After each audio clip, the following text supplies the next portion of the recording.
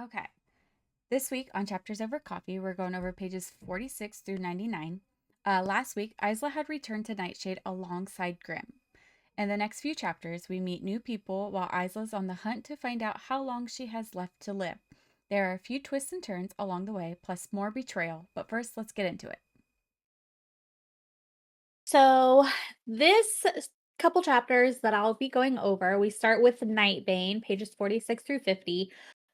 We pick up where we kind of left off in the last episode where it ended with Tara and Poppy kind of coming to see her. And so this time we have our little confrontation with them. Um, I feel like Tara is such a bitch, Oh, yes. and I um I think that she's obviously been this way the whole time, but we'd only gotten her description from Isla's point of view through the first 2 books, so now we're Mhm. really getting a feel for how she actually is. Like, Isla always described her as being that tough person, like, and she even describes her at one point as Tara being the blade and Poppy being the balm because, like, Poppy was there like holding her hands through her like treatment of her injuries and stuff like that. But that could have been interpreted because like she could have come off that way in the first 2 books from Isla's point of view because of how hard she was at training her. And that could have just Mhm. been like obviously Isla's opinion of her, but we're actually getting to see that that's not just how Isla's seen her, that is legit how she is. And I feel like so it's kinda Poppy's. nice to kinda get that feeling of them, as a character instead of just her point of view on Right. how they were. I feel like Poppy's almost afraid of Tara by her reactions in this Yes, chapter. And I guess it was. yes. I was wrong. It's not somebody else in the portal. So I'm curious on how that happened. I don't know. Um So she starts commenting about how the last time that she had seen Isla, she was bleeding herself for power, and Isla felt that it was easy to hate Tara after everything she had put her through with her training. Poppy's there, she's super nervous during this interaction, kind of like messing with her hands, just not really saying anything. That's when, she describes Tara being the blade and Poppy being the bomb because Poppy was always there holding her hand. Was just kind of that like I feel like Tara was so hard on her and then Poppy was probably like there, oh, she just means well, like don't take it personally. This is like we're just trying to prepare you for life in a sense. Like so Tara was the storm and Poppy was kind of like that calming sensation, with them. And so they have their little interaction and they go back and forth. And obviously, Grim comes in and, tries to stick up for her. Mm. And of course, Tara has her little comments about being, protected by her monstrous husband and blah, blah, blah. And I like how Isla kind of stood up for herself a little bit more against them. And she brings up the fact that, they killed her parents. Like, we find out, at the end of book 1 that, Hmm. with Aurora's plan and everything that they killed her parents, but Tara tells them that they didn't kill her parents, which is confusing to Isla because it's Yes. like, okay, you admitted it. You took the blame. Like, why would you accept the blame if it wasn't the truth? And so Isla doesn't expect them to bring that up, and she denies it, calling her a liar. And Tara tells her, "No, we've lied 1,000 times, but not about this." Like, Right. and she knew that that's not what they had come to tell her, but what they did tell her was definitely unexpected. It caught me off guard. I wasn't expecting somebody to do that, and then when we find out later on, I'm like, "Holy shit!" Um, but the Night Bane was attacked. It's like practically all dead, all ruins. Grim takes her to the area where it's at so they can see for themselves and that it is gone. Ren, who has been doing all of the leadership for the Wild Things in Isla's absence, does let her know that they were able to salvage what they could, but it wasn't much, which then, of course, makes Isla feel horrible because she sent a lot of it through the portal when she got there back to Lightlark for those people. And I get why she does it. And she even explains it to Grim at the end of the climb. And, it makes sense. She's torn between both areas. She's got a duty to both of these realms and stuff and all of the people that is in it. Um, they think that it's from the storm. And so she tells Grim that they need more information about the origins. She actually needed more of the information. Like she needs to have all of that. And so Grim tells her that they don't have oracles on Nightshade, but at one time they had a prophet. He died long ago. And his order is still kind of like around at the top of a mountain and tells her that his father had actually killed the prophet. So, um, like he had already tried to make the climb, but he was denied entry because Mm-hmm. of his father. His father had killed the prophet because the prophet refused to share the prophecies with him. And so she tells Graham that she'll make the climb and then, maybe they'll talk to her. And he tells her that there is, that she would be vulnerable. So he's going to go with her, which obviously does not make her happy whatsoever. Cause now No. that's just she can't hide from him at that point. Like he's going to be right there. Um, but the only thing about it that does kind of please her is knowing that if they don't allow him entry to be able to speak to the order, then he can't hear the questions that she's going to ask. So she can work that into her favor and ask some extra questions that she doesn't want him to No. kind of hear. Yeah. Like she's got this whole plan.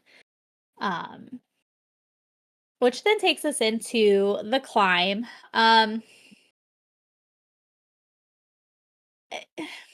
It's a long chapter. It wasn't really my favorite.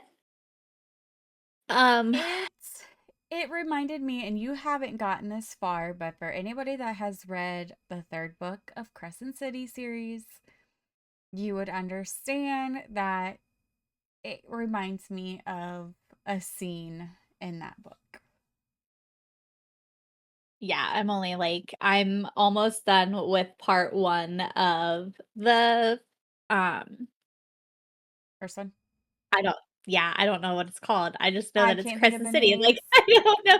House of something? Oh, Is that the Earth House and of Blood. Earth and yes. So I'm about halfway done with that one. So I Yeah, so I I don't have won't go the into too much connection, detail. so But it like it reminds me of some of the chapters in there. Okay. Did you have anything, as I far as, like, did the first chapter to go not. over before we move on? I did not. Although, is it this chapter?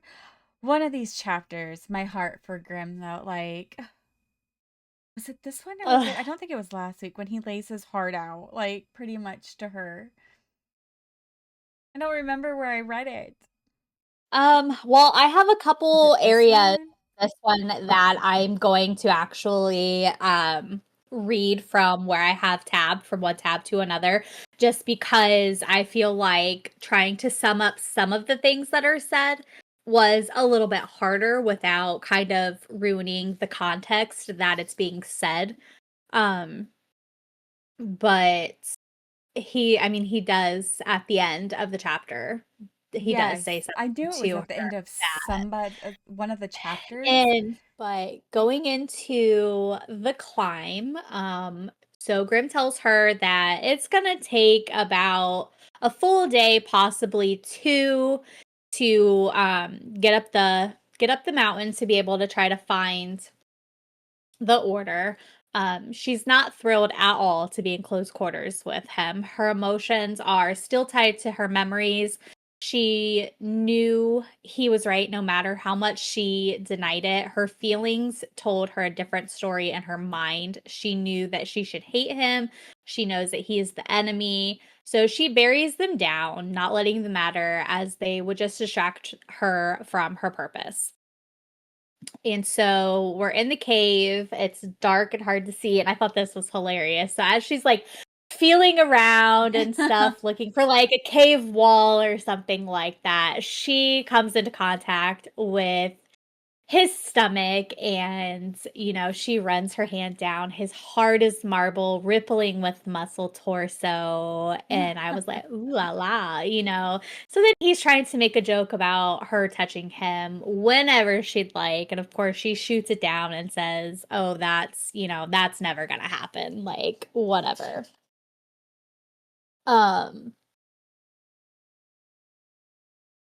So they like the only thing they have for the cave are these crystals coming out of the ceiling that are glowing ever so slightly to light the way. And so at this point we're at like only a fifth of the way up through the cave, and he tells her that they're lucky they haven't run into any creatures yet.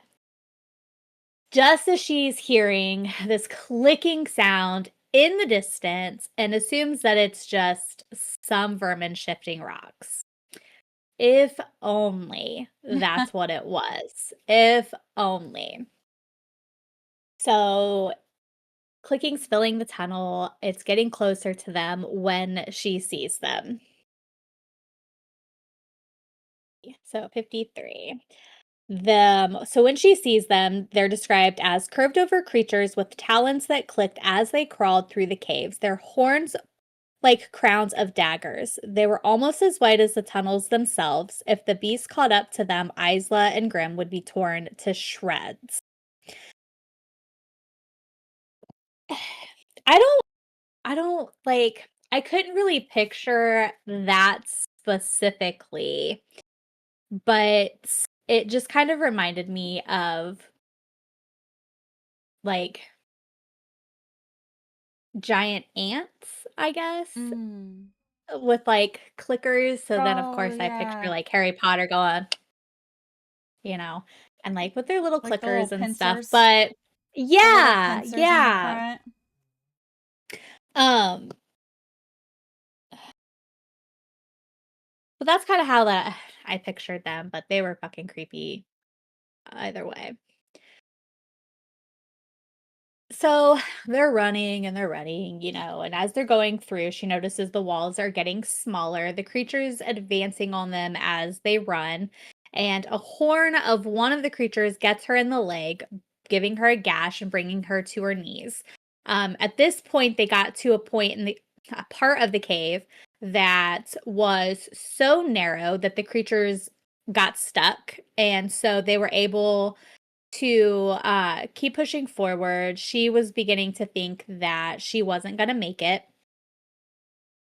But she kind of like pushed through. The floor is, tilting downwards instead of being able to move up. She was starting to think maybe they were going in the wrong direction. And at this point, they can't turn around. They can't go back anywhere. But she finally asks him if he thought like, I love how this was kind of like a ice-breaking moment for them, because it's like, well, we're running for our lives, like, no time like the present to fucking Mhm. ask a question that's been kinda burning in my mind. But she asks him if he thought that working with Aurora would actually save her life. He tells her that her plan had promised all of Lightlark's power, and he thought that it would provide enough power to sustain her life for centuries until they had found another solution. He planned to move his people away from Nightshade, away from the storms. She was upset again that he didn't tell her, he didn't include her in his plan, and that because of that, she had fallen in love with someone else while she was married. She tells him so she tells him then that, um so he okay. So then they say, "Do you have any idea what it feels like to betray someone you love without even trying to?" And he tells her yes, and she throws in his face, "You don't know what love is." Which upsets him, and he kinda spits back at her that he had waged a war for her. He bound his life to her. And then it's described as so much death, so much loss. She knew she should be grateful that he had brought her back to life, but part of her wished he had just let her die. The world would have been better for it. So many people wouldn't be in such imminent danger. When she said it aloud, Grim growled in anger. Were you going to say something? He also went against what he was taught, Yeah. that rulers weren't supposed to fall in love. So he went against everything he was taught and learned for her as well. So she can't really throw in his face that he doesn't know what love is. Yeah. Yep. And then he tells her, "Don't ever say that. Don't ever think that. You have saved far more people than you have killed. You have power that threatens the gods." And he frowns down at her bracelets. "Even if you insist on keeping it contained, you have it. I might have saved you because I love you, but you are meant to live. You are meant to use this power." And then she goes on to say, "I wish you'd never loved me." It was true. It would have made everything so much easier. It would have saved so many lives. She pressed the heels of her hands to her eyes in frustration. Anger built behind her ribs. She dropped her hands and looked him right in the eye. Her voice was sharp, barely recognizable. "I wish I hadn't given myself to you like a fool. I wish I hadn't let you betray me and lie to me and manipulate me, and I hate you." Her chest was heaving. I hate you, and I would throw this damn necklace into the sea if I could." Which then just hits him like a fucking brick because she finally put out, like, how she felt after all of this big betrayal. She's able to finally kind of put it into words after getting all of her memories back, and then sharing these months with him and feeling like a fool for, falling for him again while also falling for Aura when she had already gone through all of this stuff. They were married, she had sacrificed herself and then reliving a lie over a few months. Um, she instantly regrets her words. And then at this point, in comes water. This freak, like, I don't know, I kind of fucking did this.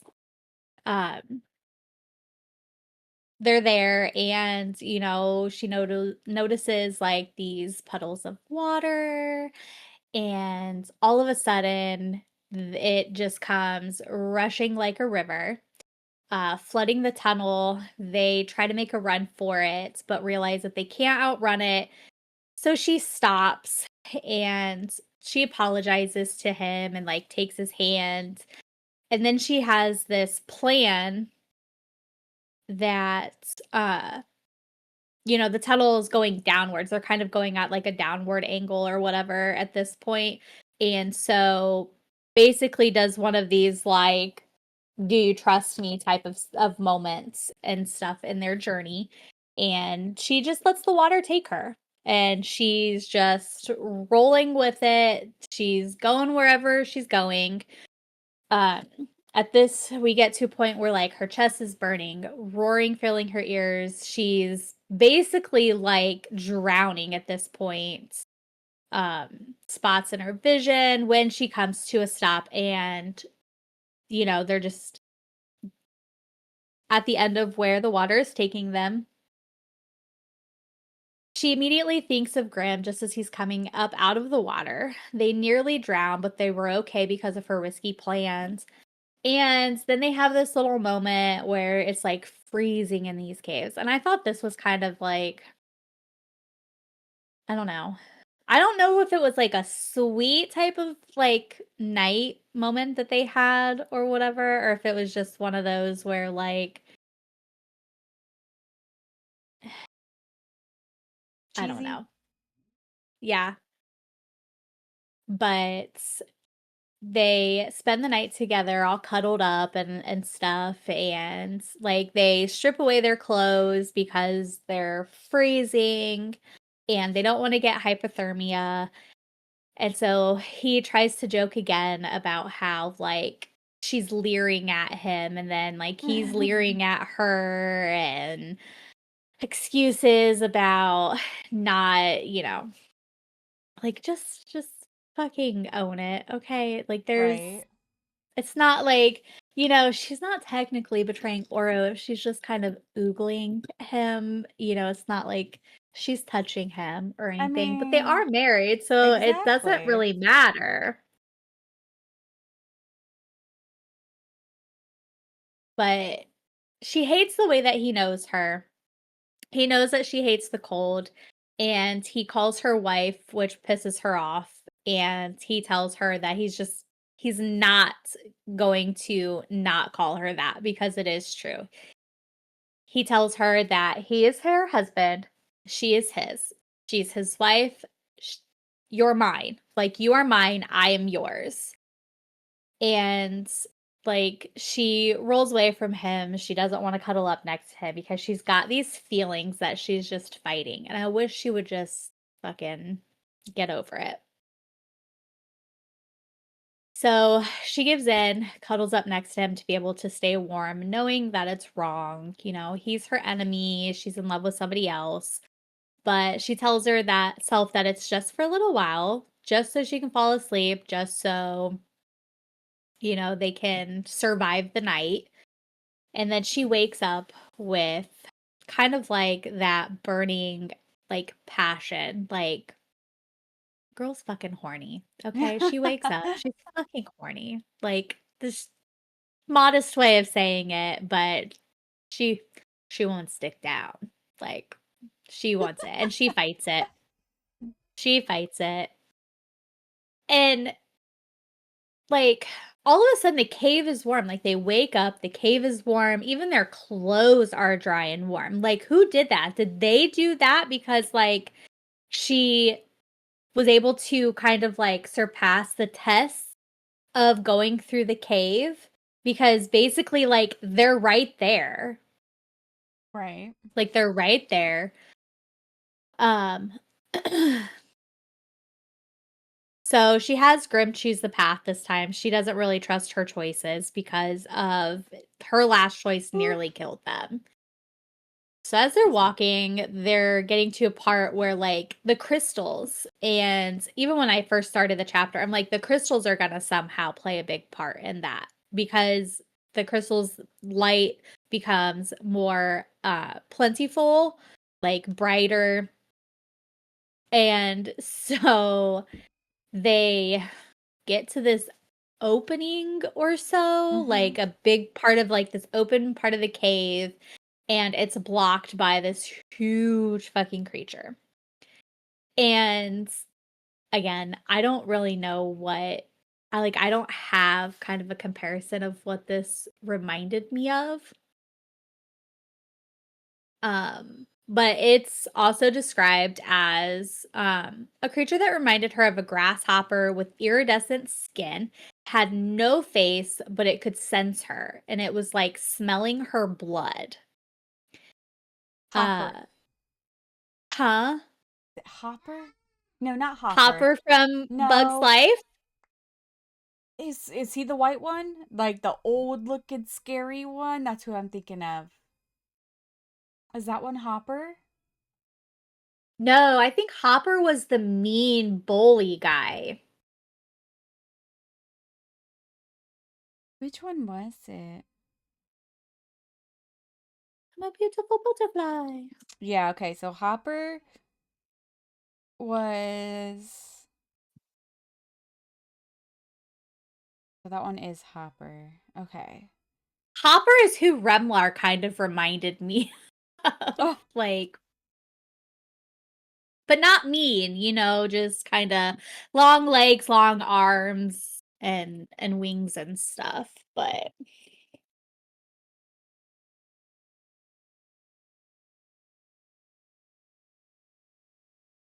This one. Is that the oh, one? yeah. I don't remember which one that is. Yeah, he's like the paler of them. Yeah. Um, so realizing that it can smell her blood, she comes up with this plan. She starts to undo the wrapping on her leg, and he offers to cut himself as and be the distraction, but she denies it because she wants it to be her that does it. Since she is the one that's trying to get in there, this is kind of like her test. She has to prove that she is worthy to be able to speak to the prophet's order.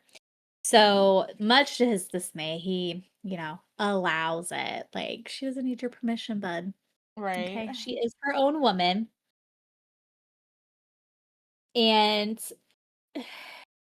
so she goes to throw the wrapping to kind of distract it. And then one of its legs pins her down and pushes at the center of her chest. And she could,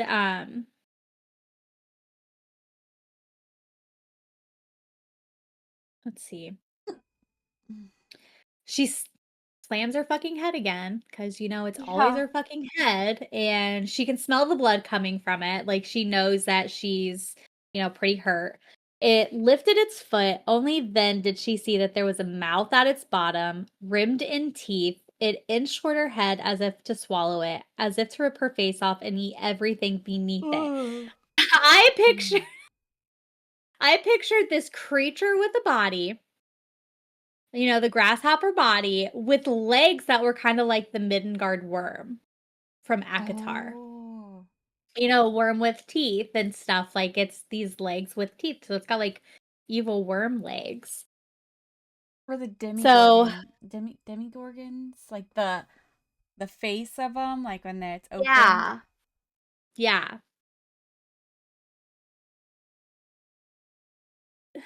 So she gets her sword, she cuts its leg off before it's able to get towards her, and just before one of its other toothy feet comes at her, she's able to roll away, and she yells at Grim to go, and she rubs the back of her head. It's like not really gushing blood, but it's enough to where she can like smear her blood all over the walls. Um and it's like fiercely just slamming into the walls and just kind of like all over the place. And at a split-second decision, she gripped her sword tightly, then dragged it down her calf, tearing her wound open again, coating it in blood. Then, as she stopped running, she turned and planted herself in the center of the tunnel, outstretched her arm just in time, and watched the creature skewer itself on her blade. Like, that was such an on the spot type of plan to get Mm-hmm. out of a very shitty situation. And it was kind of like one of those to where it could have ended badly if it Yeah. didn't work out the way that, she had, thought it would in her mind. So after all of the excitement, Grim tells her, it's gonna be hard to climb, and at that moment, she tells him that they won't have to. There's a door that kind of like, I don't know if it appeared or if they just didn't notice that it was like behind the creature with all of like everything going on. But there's a door, and she goes up to it, and she's like banging on it and banging on it and banging on it till her hand starts bleeding. Like, she's determined to get in this fucking door to talk to these people. And so finally somebody comes out, and I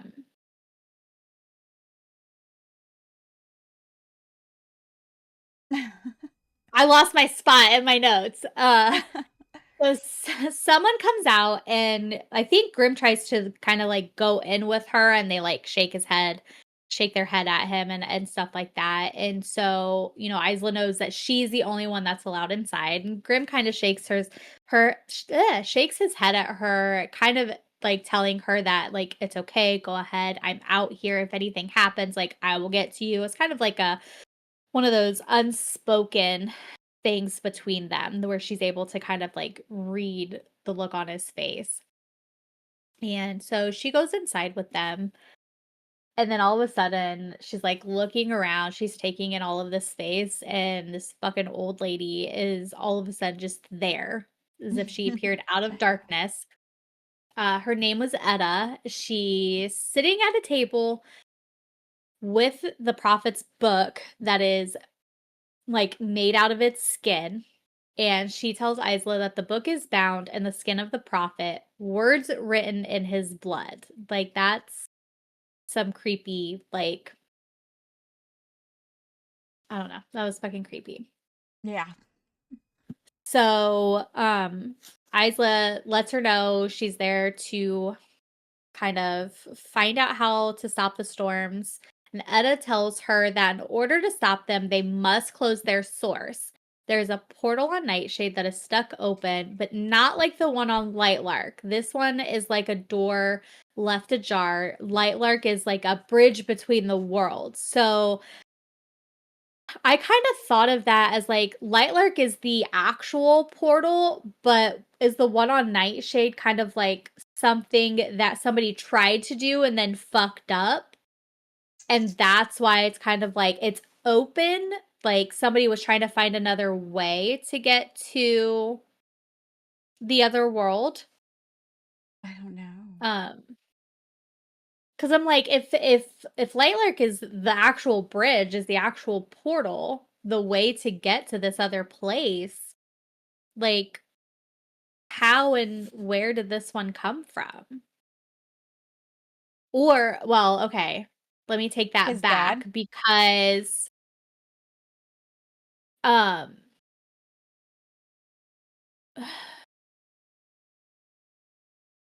okay, because next she says, so she tells her that that's how the prophet got there. He had come from another world entirely, knew everything that would occur, and that it had been written. No one knows where the portal is. The records of it were stolen, and she could see in the book that the pages were missing.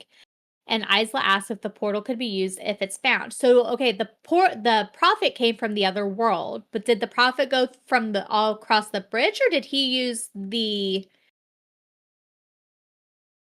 door off Nightshade? I guess is what I kind of didn't really fully understand.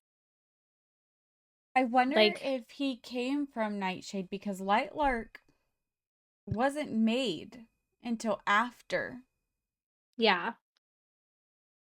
But how was the Newlands made?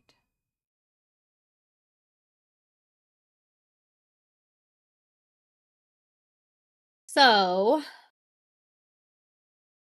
let's see. Edda shook her head and tells her it is simply a rip between worlds, a torn seam. Anyone from this world would die making the journey. The power required doesn't exist here. Portaling between worlds has a price, just like power has a price. And then Isla knows better than anyone that power has a price. The portal on Lightlark, if it had been used, it would have killed us too. She shook her head again. Not necessarily. That portal is a bridge, built to fuse two specific worlds so the connection is stronger. It does most of the job itself, you might say. She pursed her lips. Still, many would have died. Only the strongest would have made it through. Many did die in the creation of Lightlark. Their bodies were used as a foundation of the island. It gave it power. Did you know? And which we kind of did know that there were some like people that had used kind of like sacrificed their lives to make like the isles, the isles and stuff, but definitely didn't know about uh the other stuff. And so then she asks her, why is there a portal on Nightshade at all if it can't be used? Etta tells her that I do not know. What I do know is that it is like a hole in a dam and it is growing. Things are being let in, storms and creatures that don't belong here. Um, but she does confirm that the prophet knew how to close it. He just wasn't able to do it before he had died. So, was that another reason why he was killed? Because maybe, like, Grimm's father. his father knew? Like, we know that Grimm's father killed him because he wouldn't share the prophecies, but was it also one of those where, like, Grimm's dad knew about it and didn't want it to be closed? He wanted to use it as for something? Um Yeah, so, like, did he know that maybe because, like, he I don't know, Grimm's dad wanted to do so much shit, like, he wanted to invade Lightlark. Like, did he wanna go He wanted the back? Did he wanna use sword. the portal? Like, I don't know, but Is that how he was going to get rid of Lightlark? maybe? I don't know. Uh, so then she goes in, she decides, okay, like, kind of enough of those questions. She decides to ask her about her prophecy. If the prophet knew about it, Edda tells her that it has been written and she has been told all that she needs to know, which she Ain't hasn't much. been. Like, and then she says, goodbye, Isla, world maker. Okay.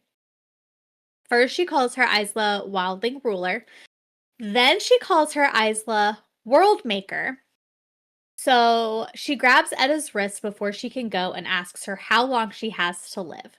Edda says she can't tell her that, only the augur can, and that he was once one of them and now lives deep in the woods behind a curtain of water. He studies blood and he might be able to read hers and tell her how much time she has left.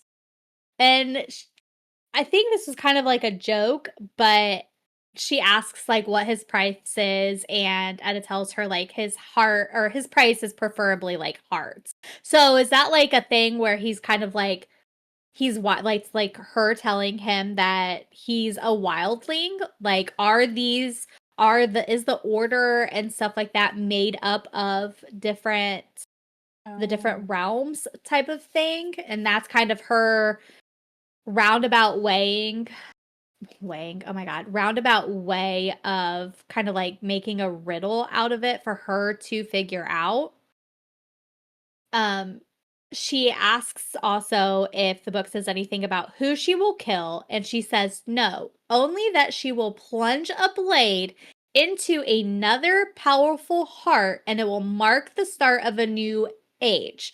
Okay, what if she isn't talking about Oro or Grimm? Did the oracles actually specifically say that it's gonna be Oro or Grimm? Or did they also have a roundabout way of saying that it could have been somebody else? Because now I'm like, now I need to go back and see. Like, what if it's somebody we haven't met yet? Like, who hasn't actually been around them? I think I And have she my assumes it's suspicions. them. I think I have my suspicions since your husband ruined it. What if it is? Because That it just is says a powerful another ruler. powerful heart. Yeah. Like, That what was like my if first thought. I'm like, since like you told me that, since he kind of like spilled the beans on that part, that was like my first thought. Same with the Nightbane. At first, my first instinct was Tara or Poppy, and I'm like, wait a minute, what if it's this person Yeah. that we will learn about later on and figure out what their purpose is when we get there? Um, Yeah. but no, I think the oracles did say Aura or Grim, but she kind of interpreted it later on that it's not the way she thinks it is. It's going to Yeah. be her emotions. That's how she interpreted it. That's why she went with Grimm. That's why she has the bracelets, because she can't keep like a lid on her emotions, and that's when she starts just spitting her power out. I think that's how that was kind of like interpreted for that portion. Okay. Which brings me to the next part. So Etta tells her that everything written, like written in the book, has come to pass. And then says, a warning for you, Isla Harbinger. There is a traitor in your midst that would like to see you dead. One of your own, it is written. One of your own betrays you. One of your own has already struck against you. The Nightbane was attacked by one of her own, and they had used the storm to cover it up. A wildling poisoned the flowers. Why? Now, is this foreshadowing? Why did Etta call her 3 different names during their whole entire interaction? She called her Isla, Wildling Ruler. Then she called her Isla, World Maker. And finally, she calls her Isla, Harbinger. Just wait till we get to the Are augur. those Just wait till we get to the augur, because he changes her name too. He changes her name multiple times too. that has to be a riddled roundabout way of giving her some hint to Mm-hmm. something to try to help her, because why would you do that? Because even the old lady was like, oh, I tried to tell you, these are harbinger of the end, these storms are harbingers of the end, like, and then what we find out from Azul and cloud reading and stuff like that, like, these are such huge hints to something. And but what is it? I'll wait till I get into this portion when she's um introduced later on. okay. It's with So these chapters, but Okay. Etta tells her to find the traitor and stop them, or they will be her ruin, and to follow snakes. Before she can ask anything else, she's gone. And then, so her little interaction with them is over. She exits the cave door and she tells him about the portal after considering keeping it to herself. She asks if he knows where it might be, but he doesn't. He says that he should be able to sense it with his flare. So she tells him she's going to see Azul mainly for one reason, but she can't exactly tell Grimm what that one reason is. Obviously it's to find out how Aura's doing with everything and kind of be like, "Hey, I'm safe." Like, let him know I'm okay, like everything's right. fine. They get out of the cave just enough to where, they have their powers. He portals them to the palace, immediately wants to tend to her leg, and finally sees like, what the fuck? We were like practically out of healing elixir. He asks her where it is. She admits that she did send some of it to Lightlark for the people there who needed it. And she knows that it's treasonous, but being torn between both loves, what else is she supposed to do? She even tells him, you can't expect me not to care. Like, she's got a duty to these people, she's got a duty to those people. Like, that's just how she is. And he goes, I'm gonna read the last part of that page. And he says, I understand, he said, and he looked like he did, or at least like he was trying to. Most of all, he looked full of regret. He closed his eyes for a moment, opened them. Can you ever forgive me? She knew what he was asking. From the moment she had arrived, she had made it clear she resented him for everything. He was asking if they could ever go back to how things were before, if she could ever truly love him.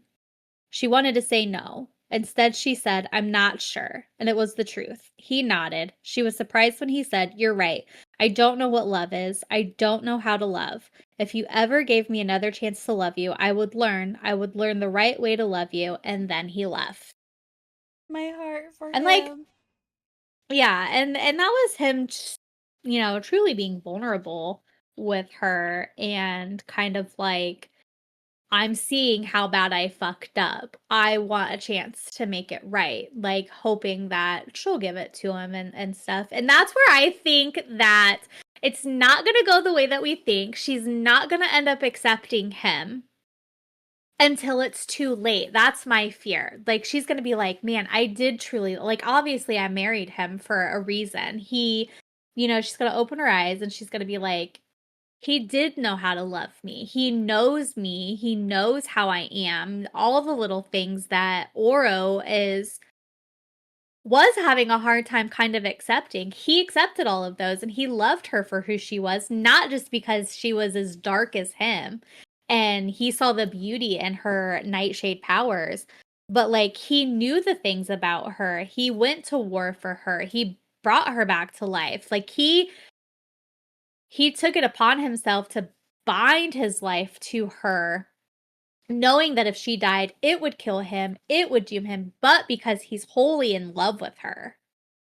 And I feel like she's going to realize that. It's going to be too fucking late because he's either going to just make this big ultimate sacrifice and be like, okay, I'm going to let you go. Like, I'm done. Like, go be happy with Oro. I won't accept it. And she's gonna be like, no, but like I choose you, and then it's done. It's over. He's gone. And I don't know. But we like I said, we're early on. We haven't gotten a whole lot of Oro in this book yet. Well, not any really. Mm-mm. And these 10 chapters, uh, or at least up to what I'm talking about. And I don't know, but I don't know. I don't know. I'm really I know. torn, and I don't know. I know. All right, so going into the next chapter, Stormstone. During this chapter, Isla does go and visit Azul, where he congratulates her on her marriage because he had learned the news from Zed. So, of course, Zed's going to open his mouth, in regards Yeah. to Oh, yeah. Oro. He talked And, a lot of shit. oh, I'm sure because he didn't like her from the beginning. But we did learn that Oro is inconsolable right now. So he's going through it. But Isla wanted advice.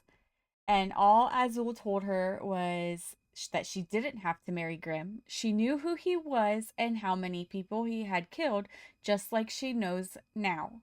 Azul reminds her that nothing can come between Grimm and what he has his sights on, not even her. Um, but Isla says she stays because she's a monster too, and that is false because that is not why she stays. That is not why she stayed. It's not I because she think she's believes she's gonna a monster. say no.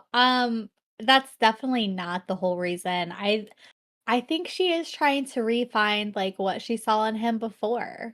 Like, Now that she aside from has her having the memories. memory, she's gotta, try to find that And she's using and it to her see. advantage to quote Oh, unquote save Oro. yeah. She then tells Azul about the prophecy on how she either kills Grim or Oro.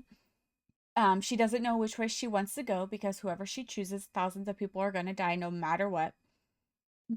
But she also confides in him that she doesn't trust herself um, because she has made every decision with her heart, her emotions, and that's where things like take a shit Yeah. because she lets her emotions run too much. She did tell him that in case she does lose herself, or she wanted to tell him in case she does lose herself or that she makes the wrong choice, he can be like, hey, you know, you're doing it wrong, Yeah. kind of that type of thing. We get a little thing that the Starlings are doing well, and they are getting ready to do their vote to see who the next ruler was, or who they would prefer to be that ruler. Then she asks about storms and how you can stop them. So Azul tells her, storms are filled with energy. Powerful skylines can shape them, manipulate parts of them. And then stopping them is more difficult. It would mean cutting them off at their source. He has never heard of a storm having a portal for a source because this is where she's believing that the portal is the source of the storms. Uh, but they can read omens in the clouds. And then he does tell her, and he was a little iffy on this, on telling her this next part, that there is the clouds are warning them of a storm to end all storms, a reckoning. But a storm is coming and he can feel it.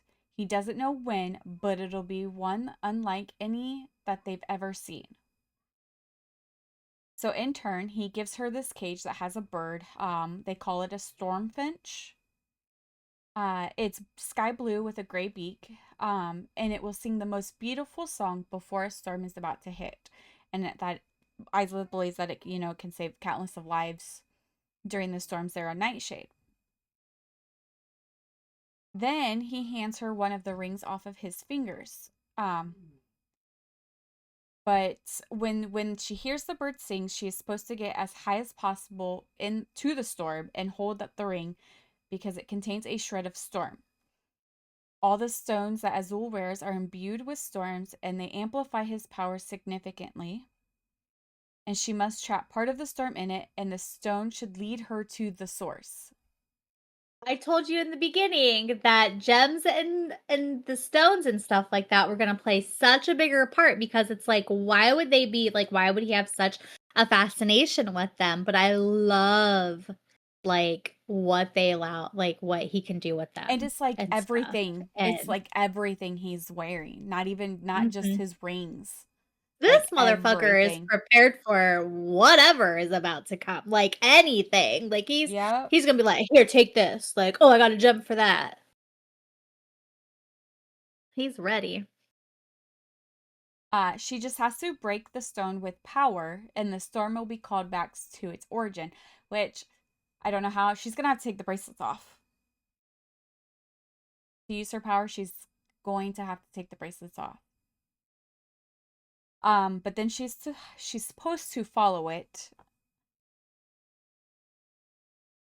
Then it should lead her to, what she's looking for. But before Isla left, Azul handed her another ring, the one she had given to him before the battle for safekeeping.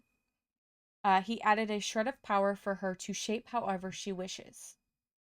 He then proceeded to tell her that everyone can be redeemed and she was not a monster. He knew when he saw one, just like he knew something was wrong with Aurora from the beginning. And then I think this next part, this feather plays a part in something, but I Okay. haven't figured I out wondered, what. so she talks about or like, what if it's used for writing? And so she tries to attempt to like write her name or whatever, but like nothing come of it. What if it's connected to the prophet? Like what if it's something that like he used For the for blood. writing or like It's. um I don't know, Ooh, like I don't I don't know, that's immediately what I thought of because Aurora always was, like, one step ahead of everybody, I feel, right. and so, like, Because, what if? Because she would have been alive way back then too, right. that She was before the maybe it's curses. connected to that. Yeah, because she goes back to her room there in the wildly Newland because she wanted to get that feather. And then she wondered why Aurora had it in an orb, why she had kept it a secret, which then had her wondering if feathers can be imbued with power.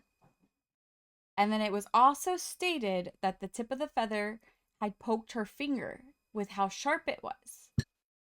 So maybe that is a sign, like maybe that's what he used to write in his blood. Is she supposed to use her blood to write? Is this like a whole Harry Potter the journal? Yeah, I Tom don't know, Riddle's like journal. but that's the first thing that I thought of was maybe it was connected because like, the prophet wrote in his blood, everything was written out in his blood and everything, like, it was ooh, and, like, did the prophet, like, write it on his body so then, like, when he was killed, like, they, made a book out of it or whatever because it was bound in his skin and written in his blood and stuff, like, I don't know. But that was the first thing that popped into my mind was with writing and how it had, like, poked her and stuff that maybe it was connected to the prophet. It's definitely not the last time we see the fucking feather. No, it's got a big part in it. And then at the end of this chapter, she reflects on the fact that Aurora had betrayed her and how she had another traitor to deal with, which leads us going into her kind of like talking to everybody. Because she couldn't figure out why a wildling would destroy the Nightbane when Ren told her they were thriving there on Nightshade. But she also wants to see for herself. My first thought before fully going into this, like I had first thought Tara or Poppy, more so Tara, but then I'm like, what if it's Ren? What if Ren is not who she said she is? And like Isla has her suspicions with Ren too. And there's like key things that point that out as well. But before we go into that part, they landed. So she's with Grim because Grim took her to the castle that sat on the edge of a cove surrounded by farmland. The bricks were shining black, almost silver, and its towers were spiked as if covered in crowns. Its door was a bridge. A small village sat nearby. Her people had chose this place, and then we learn that the castle was actually her father's, and now it I love belonged to that. her. And this this got her wondering if she had family in I the didn't see Nightshade. this I coming. did not either. And she did, and according to Grimm, a cousin, because rules in the Night Court go blood deep. So it was Grimm's general, Astria, who is her cousin. And she doesn't Did like not her, see or that she's coming. she's suspicious of her. Not so much that she doesn't like her. She's just like very Like, suspicious. does she know for sure though that they're related or like do we get confirmation of that? It wasn't confirmed, but Isla believes that she does know, that Astria does know that they're related. And that's kind of like why she's kind of got it out for her even more. Well, maybe she's got a thing for Grim and she's like, man, this fucking bitch coming up in here stealing my spotlight. Like, I'm never We gonna don't get him fully, now. yeah, we don't fully know, like, if she really does know. But after leaving Isla alone, Isla knew she needed to talk to her people separately in order to find out who the traitor was. Then we met Kala. She was in the fields during the storm when she felt the ground begin to shift. She said it felt like it was pulsing almost. The snakes started coming out of the ground. At first, Isla thought she was the traitor, but others were with her and had also seen the snakes, and they were described as half green, half black. During the storm, when it happened, all the wildlings were around the keep, and all the fields holding Nightbane were across the island, meaning that it would take them hours to get there without portaling. So that kind of goes back to who I might think it is now. It's either Ren or it's who I think, which I don't want to give that away because we're technically not supposed to know right now. Yeah. But Isla starts to doubt herself, thinking her judgment was faulty because most seemed happy to be on Nightshade, and but I don't think it's any of her actual people unless it's Ren, but just a wildling in general. Maybe somebody who has strayed away. It's kind of like Maybe. my other thought. And it is gonna be kinda hard for her because she's just now getting to know these people because Tara and Poppy kept her locked away from them for the Yep. longest time because she didn't have power. Like, so they pretty much just guarded her from them on top of not just because she doesn't have power, but because of the things that her people had to go through as far Mm-hmm. as like killing others for hearts and, just the way that they were living and stuff. They sheltered her from all of that. She still believed everyone was a suspect because they could have been lying to her. But she does have bad choice in determining how people are. She's 2-0 for now. Uh then she has the thought of having the bracelets removed to be able to use Oro's flare. But she decides not to. Again, I still believe it's going to cause more harm with her not using her powers than actually using her powers. She's going to explode. And then when Isla goes to visit Ren, she finds Ren playing with snakes, which had her remembering Ida's words. How I pronounced her name. I know you had it.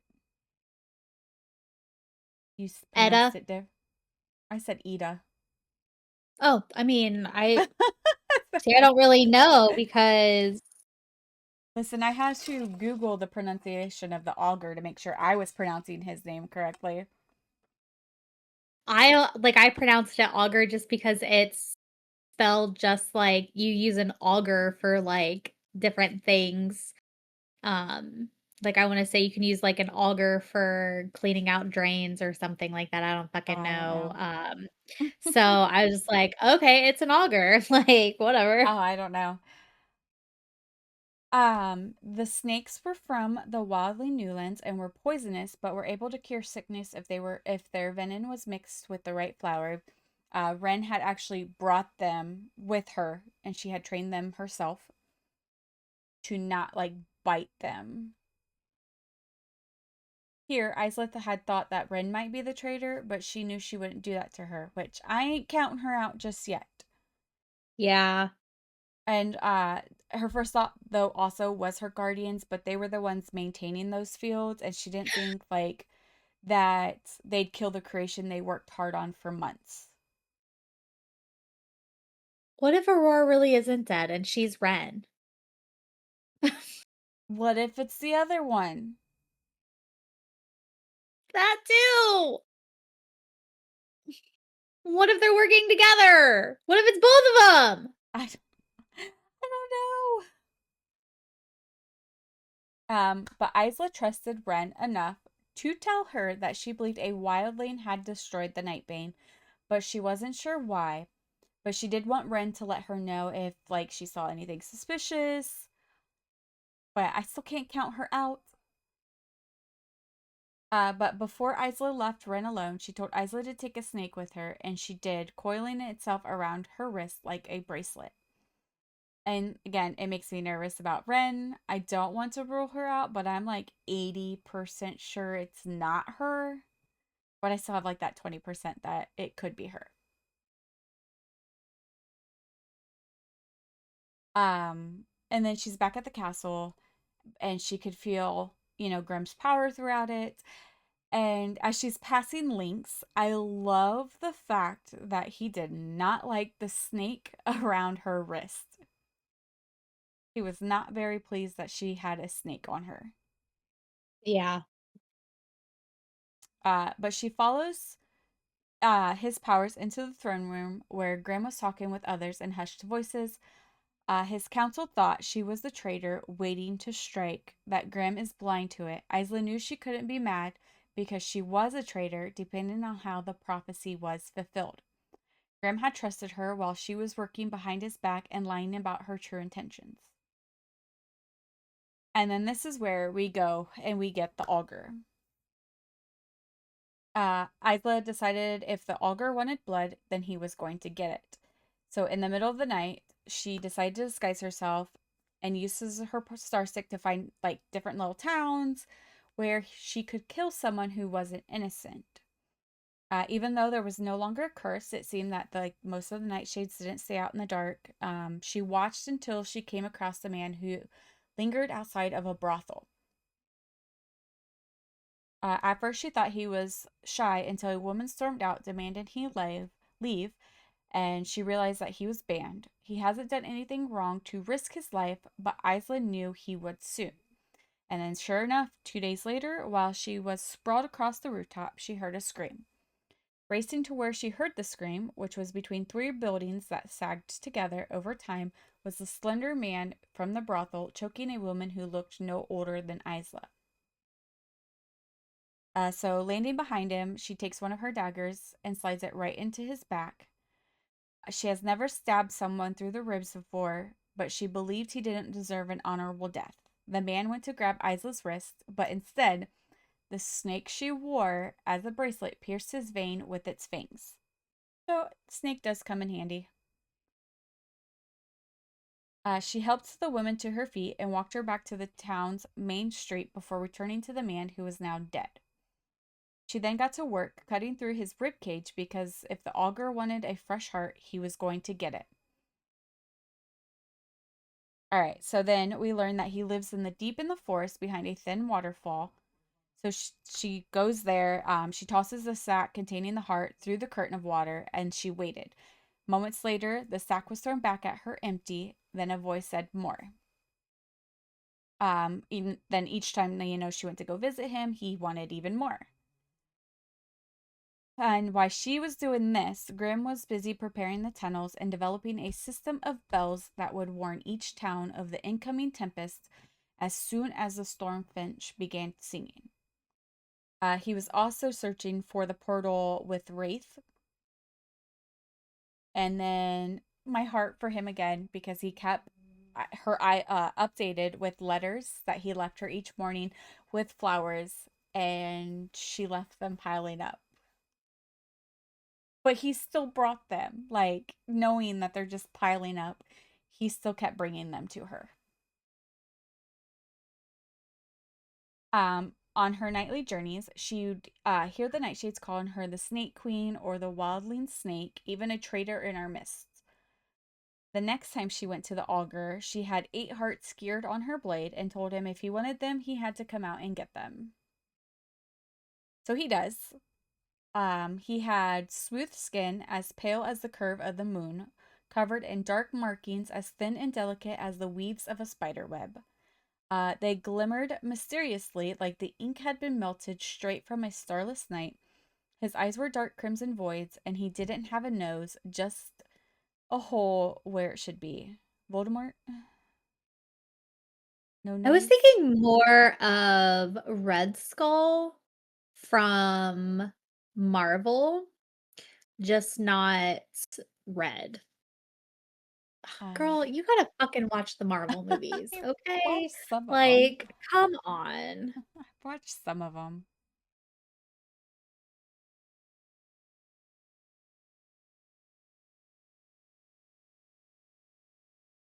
Oh, okay.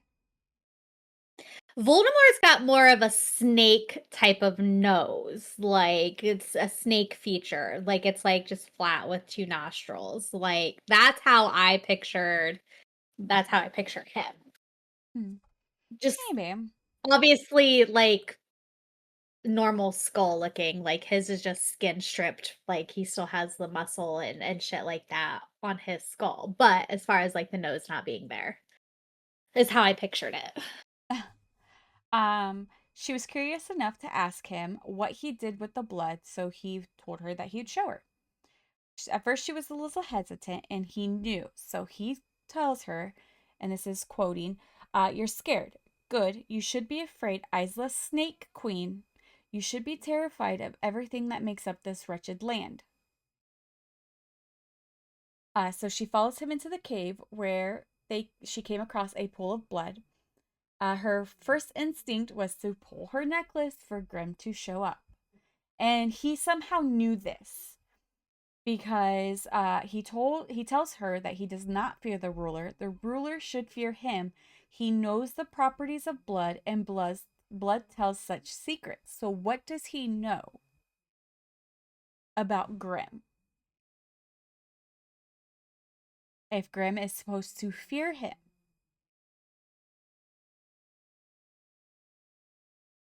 So one I by don't even one, know. Sorry. Got some no, he's got some dirt on him or something. But one by one, the augur cuts through the hearts, draining them of their blood. And then once finished, he extended his hand to Isla, but when she didn't take it, he brought up about her wanting answers. I don't know if did I write down every name that he calls her? Give me 1 second. Like, I I just don't want think to there's miss. so much to read into those. Like, Okay, so we have the Snake Queen. I just, okay.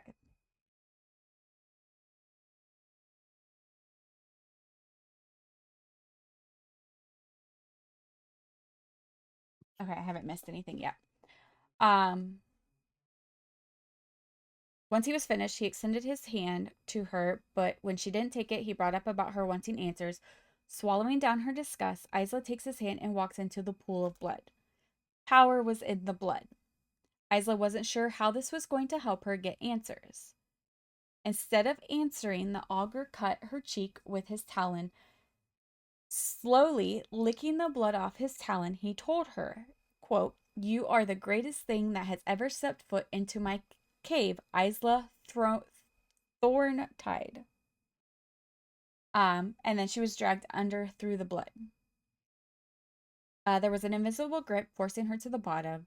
She was silent, screaming, but her mouth was filling with this blood. When she went to pull the necklace, spectral ties had seized her wrist, and then she was drowning in the blood, but also power, flaying her skin, calling to something deep inside of her chest. Memories were obscuring her vision, but not her own.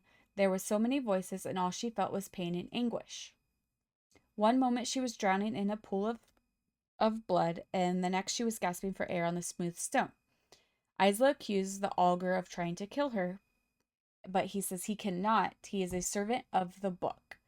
Her fate is written on one of the very last pages, and he is curious to see where her future goes from there. And then something has to be special with her blood because the augur states, "You felt it, didn't you? The power of your blood calling to the rest, the strength of it all." So that makes me believe, is she power herself? Because in the storms, that day she was in the storm, she also felt the power. So it almost makes you wonder, and everybody's stating how special she is. So it's like she power herself.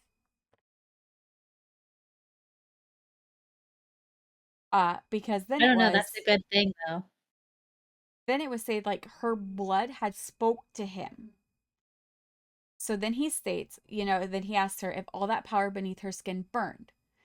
But she had only told him that's why she has the bracelets. And his words were, "You can defang a snake, but the poison remains." So to me, either her power's not going to hold back with these bracelets or she's going to cave in and remove them. That's kind of how like I thought of it. She demands how much time she wants or how time she has. But in her current state, sharing a life with Grimm, she won't last past the summer or the storm season. Sorry. We learn that the blood amplifies the augur's powers, but also gives him life. He had paid a price to extend his life, but he does not know how to teach those methods of the prophet because no one was allowed to see his methods or of his art, is what they called it. Here's another one that he calls her. Excuse me. Because he states, "Find the portal, Isla Stormheart. It has power. Take it, use it to live. Its fate is tied to yours. Find the portal, find your fate." So now we have Stormheart. He does not know the location of the portal. Only the prophet knew, which he had written it on the pages, bounded by his blood, and those were the ones that were lost or stolen. Um, But it was stated that centuries before the curses, a follower of the prophet stole them and headed off to Lightlark. And only those pages knew how to close this portal.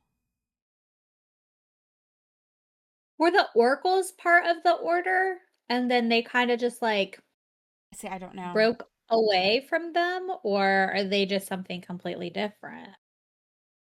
I'm not sure. See, and then this one, he mentions to her that her parents left her with such gifts, excuse me, and tells her such blood is wasted. Again, is she power herself? There's Yeah. something special, but she is to use it and learn the truth of who she is, and her path will become clear.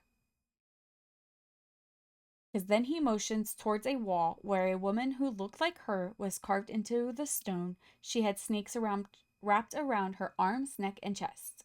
It was the future, is what he had told her. And as she backed out of the cave, he had told her that she'd be back because it was written.